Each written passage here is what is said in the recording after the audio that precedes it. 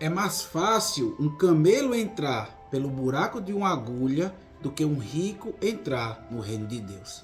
Veja, Jesus afirma isso para os discípulos. Agora, qual é o significado dessa afirmação? Então, no vídeo de hoje nós vamos falar sobre esse tema. Então já vá pegando a sua Bíblia para a gente dar início à meditação da palavra de Deus. Mas antes de iniciarmos diretamente no texto, eu quero convidar você a se inscrever no canal, a compartilhar, a ativar o sininho das notificações, porque você, de forma diária, receberá essas meditações, que esse conteúdo possa alcançar cada vez mais e mais pessoas. Então vamos dar início. Em nome do Pai, e do Filho e do Espírito Santo. Amém. O texto que a liturgia da igreja nos propõe para o dia de hoje é o Evangelho de Jesus Cristo segundo São Mateus, capítulo 19, versículos do 23 ao 30.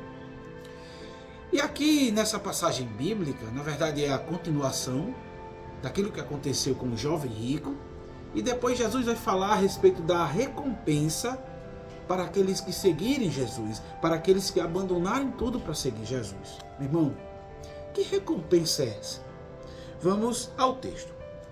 Primeiramente, no versículo 23 e 24, Jesus vai dizer algo aos discípulos que vai impactá-los.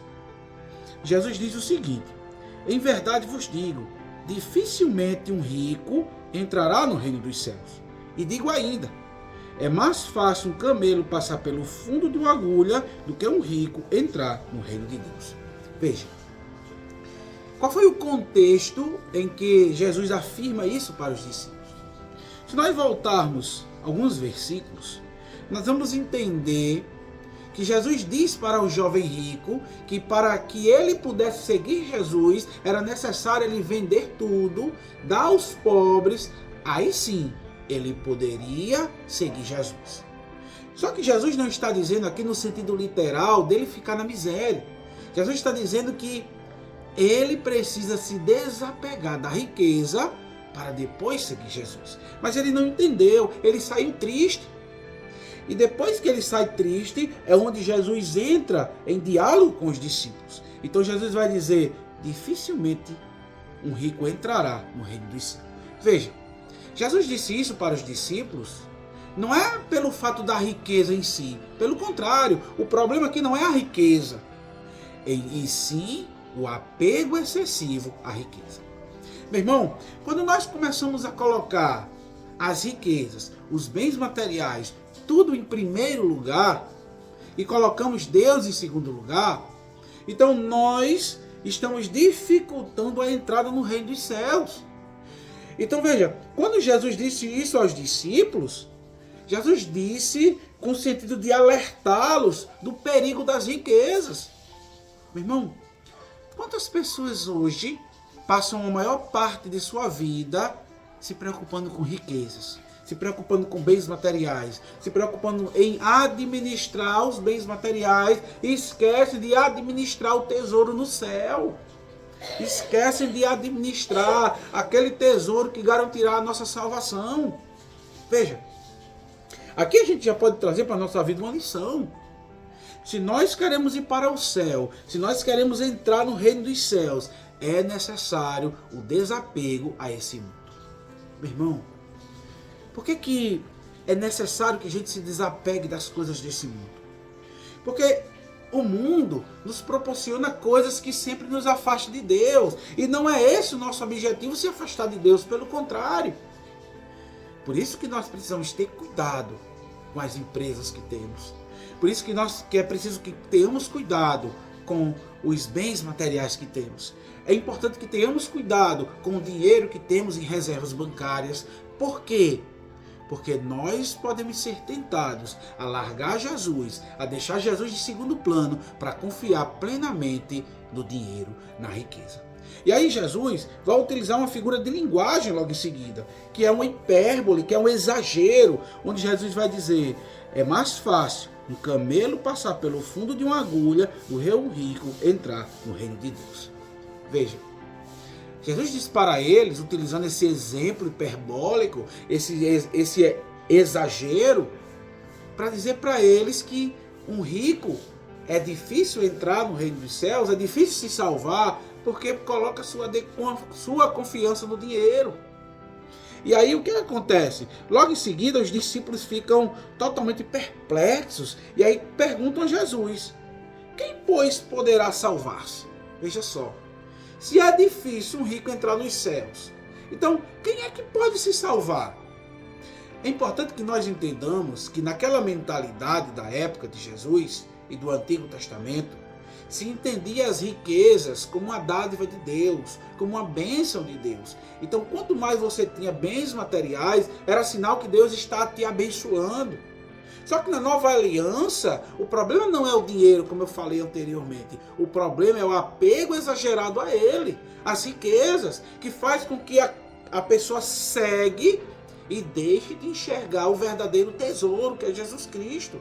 Então é esse o contexto. Então quando os discípulos falam, quem, pois, poderá salvar-se? É nesse sentido. Eles acham que, se um rico que recebeu bênçãos de Deus com a riqueza não pode ser salvo, terá dificuldade, então como é que a gente vai ser salvo? E aí o texto vai dizer, olhando bem para eles, Jesus disse. Veja, o texto deixa bem claro, Jesus olhou bem para eles. E aí Jesus dá uma resposta que é maravilhosa. Para os homens isso é impossível, mas para Deus tudo é possível.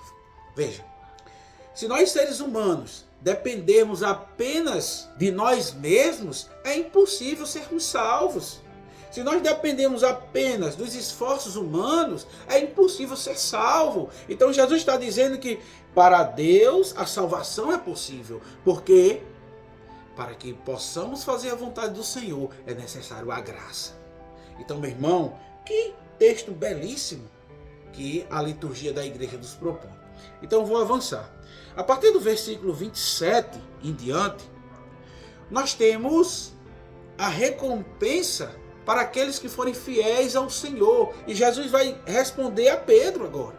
Então o texto vai dizer, em seguida, Pedro tomou a palavra e disse, olha, nós deixamos tudo e te seguimos, que haveremos de receber? Veja só, Pedro, mediante essa situação, Pedro diz para Jesus, Senhor, nós deixamos tudo. Nós deixamos nossos negócios, nossa profissão de pescador, nós deixamos nossa família para seguir. Então qual é a recompensa que a gente vai ter deixando tudo para te seguir? Então, em outras palavras, em uma linguagem contemporânea, é isso que Pedro está dizendo a Jesus. E aí a partir do versículo 28 para frente, observe o que Jesus vai dizer. E eu vou ler na íntegra para depois explicar e concluir a meditação. Então o texto diz o seguinte. Jesus respondeu, em verdade vos digo, quando o mundo for renovado e o Filho do Homem se assentar no trono de sua glória, também vós, que me seguistes, havereis de sentar-se em 12 tronos para julgar as 12 tribos de Israel. Veja só, o que é que Jesus está dizendo aqui?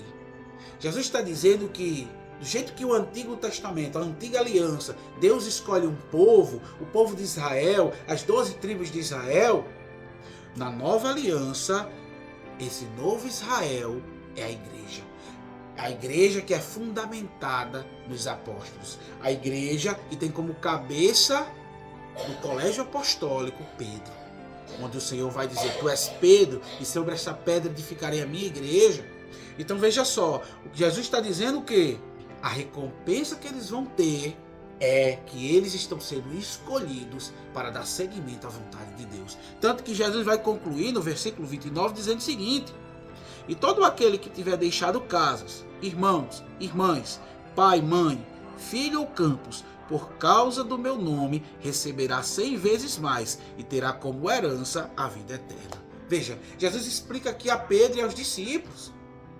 Então se você deixa tudo, se você abandona tudo aquilo que que prende de seguir Jesus, e você for perseverante até o fim, você vai herdar a vida eterna, você vai herdar a salvação, você vai herdar o reino de Deus. Então é isso que Jesus está dizendo. Então, para concluir, qual é a lição que a gente aprende de tudo isso?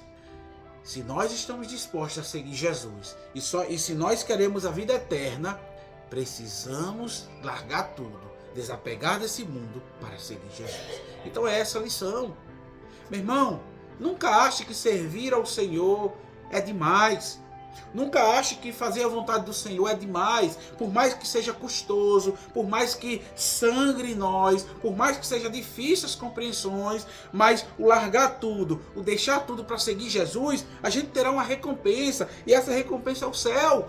Então que essa palavra nos ajude a compreender o projeto que o Senhor quer de nós. Louvado seja nosso Senhor Jesus Cristo, para sempre seja louvado.